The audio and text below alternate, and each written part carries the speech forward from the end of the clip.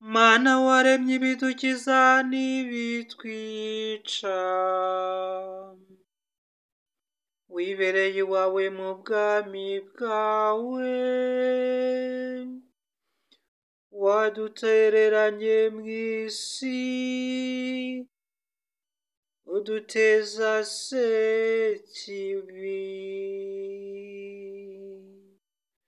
ari we Satani.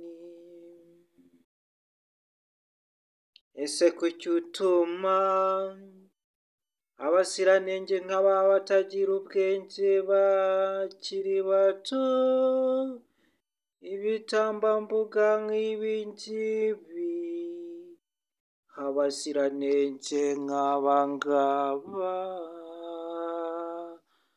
kuki utuma bapfa? Mwagiye mureka tugasenga dusenga dusaba Imana amahoro. Mana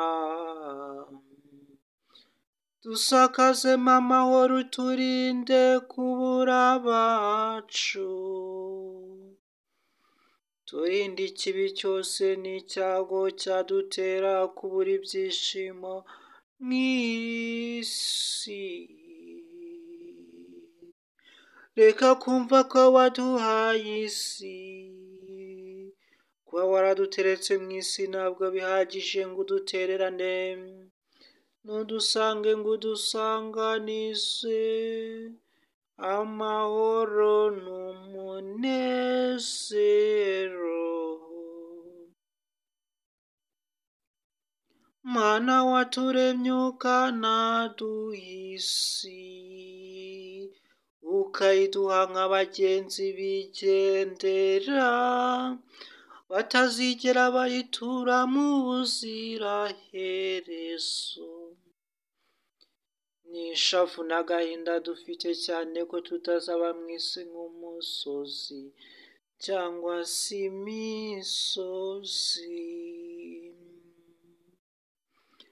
Benshi bafite ubuzima babayeho, kuki utuma biyahura Mana, ugatuma abasigara barasaritswe n'itabi basigara bumva ko bafite ubuzima bw'ingirakamaro bakagenda.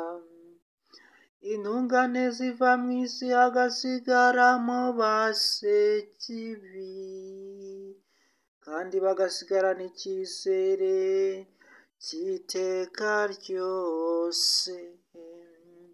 Nibwo bafata imyanzuro yo kuturimbura bakoresheje intwaro n'uburozi, bibwira ko batwohereje iwawe mu ijuru, ariko baba bagize neza cyane. Iherezo baba bazadusangayo twarateguye amarembo.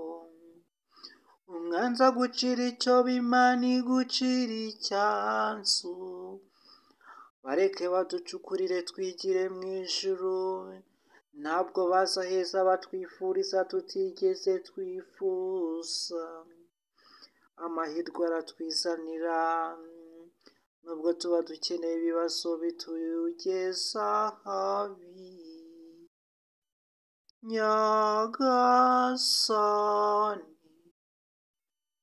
duha amahoro, dawe duha amahoro, ibyo twifuza byose.